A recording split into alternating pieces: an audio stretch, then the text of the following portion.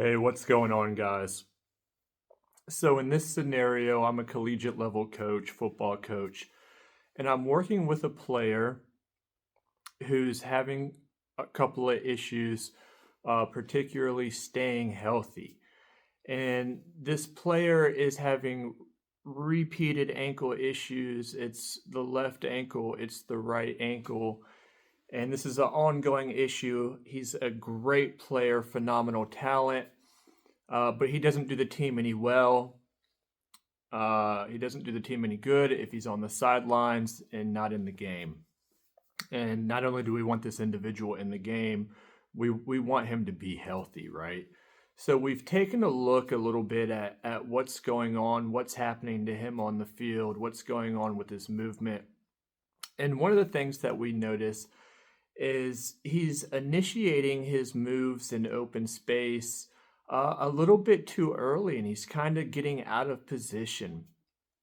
And we're seeing in the metatarsals in the midfoot, we're seeing excessive flexion, specifically plantar flexion.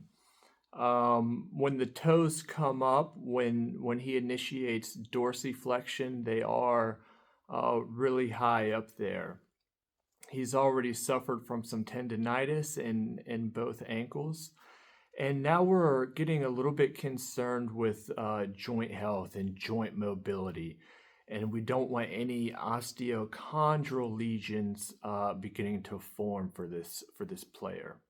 So in breaking down everything that we've seen from this player and kind of some of the injuries that he's sustaining with both ankles, we're going to break it down from a cognitive mechanical standpoint, and it's essentially going to come down into three facets.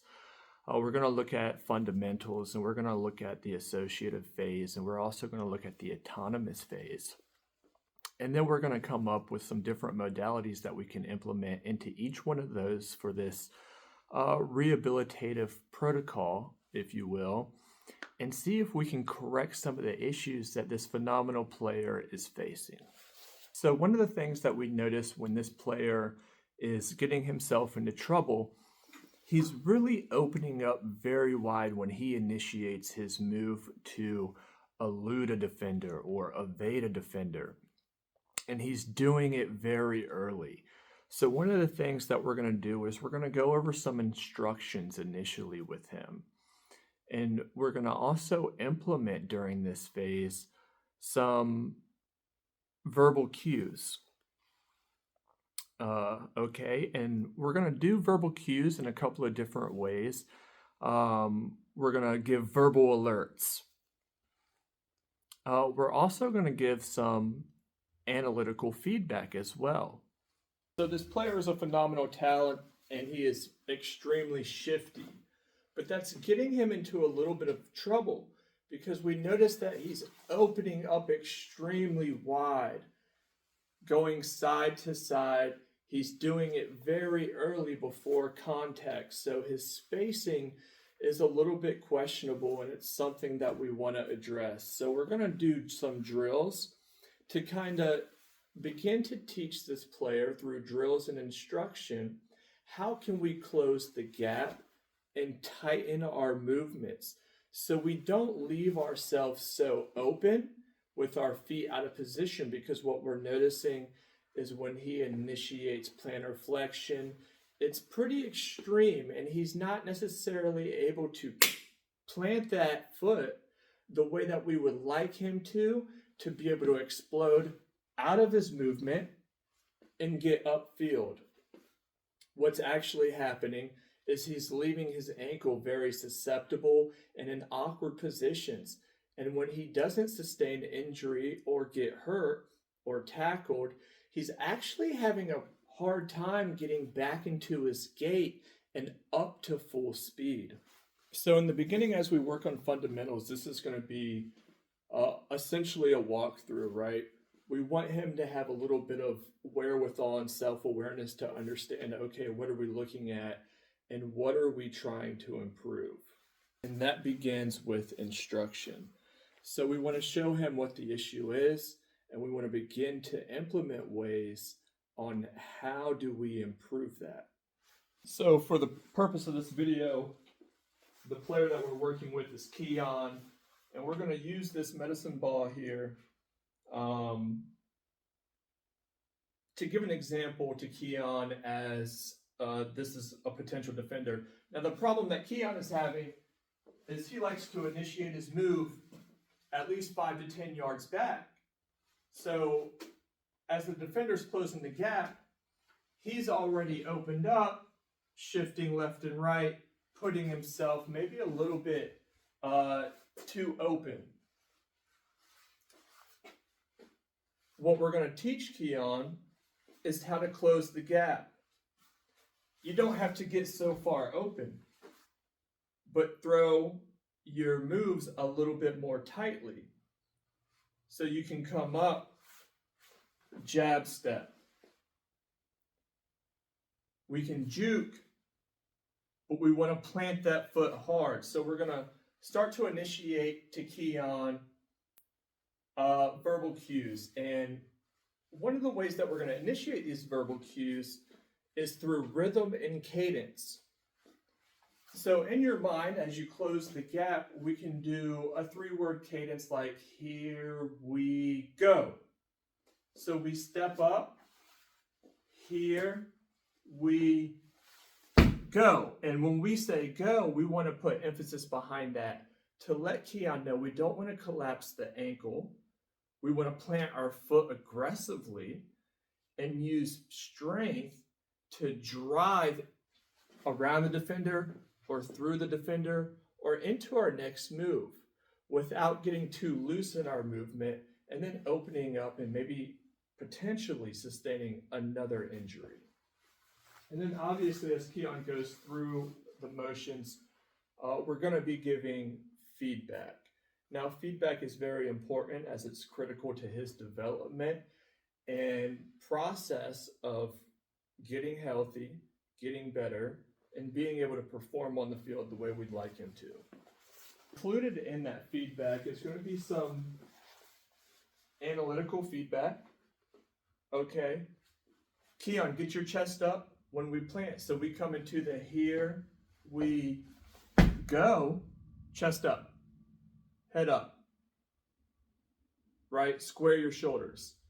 These are some terms that we're going to use.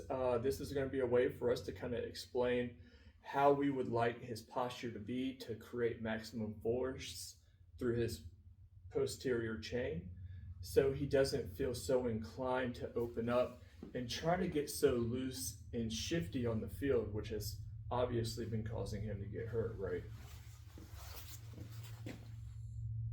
So going into the next phase, the associative phase, what we want to do is we want to refine technique a little bit more, and we want to build adaptability. And we're going to do this by explaining to Keon the constraint variable and isolated variables. And the constraint variable that we're really going to be looking at, again, is his spacing. How does he close the gap and then initiate his move at the right time? We're going to do that through verbal cues. And then we're also going to look at technique, right? So we're going to look at technique as far as his isolated variables. One of the ways that we might try to develop his technique or refine his technique is by implementing this step pad to get him to start to facilitate getting power all the way into the ground, staying tight, and really being able to initiate that next move with force. So again, we're going to have him on the here we go, and then we want to use this pad to kind of show him that we really want to try to push all the way through the pad. We want to explode. We don't want to be loose. We want to be able to line up, square up, explode through, and drive. As we go into this third phase, this autonomous phase, obviously the goal is to be very close to full speed, if not full speed. We're going to be really polishing the kinesthetics, but we're still likely going to be working on some of these other drills, some of these multi-sensory drills, if you will, right? So something else that we can have Keon do is hopscotch. And through having Keon do hopscotch, it's just another way to kind of polish and develop those synaptic pathways, right? If you read it, if you write it, you're more likely to hold on to it. Well, that's essentially the same thing that we're trying to do here. We're trying to facilitate and correct movement by different modalities and different facets to really iron into the athlete how to break the bad habit and how to implement the right one. And another example of how we did that earlier in the training protocol is through the rhythm and cadence, right? Through the here we go cadence. That's another great way to kind of mentally develop the athlete into understanding, hey, I want to have a little bit more spatial awareness. I can start working with this cadence. I can speed it up. I can slow it down. But what I understand is my timing will get better with time, with practice. But when I get to go, I need to have my body exactly in the position that I know it needs to be in to be able to generate as much force as possible through my leg, down into that midfoot, down into those metatarsals, and be able to explode off my foot, off my phalanges, off my metatarsals, and into my next move. Seemingly one of my biggest takeaways from this module is the protocol doesn't have to be so stringent and rigid, right? It's multifaceted. We can unpeel the issue at hand, and we can dissect it, and we can kind of tackle it in several different ways through a culmination of different modalities like the ones that I've just gone over. Improve on each one of those, potentially at different levels, but we're better overall because of each one of those levels that we worked on. It wasn't necessarily one particular technique or one particular drill that we just went over repeatedly and repeatedly and repeatedly, and that's all we did and expected progress and advancement.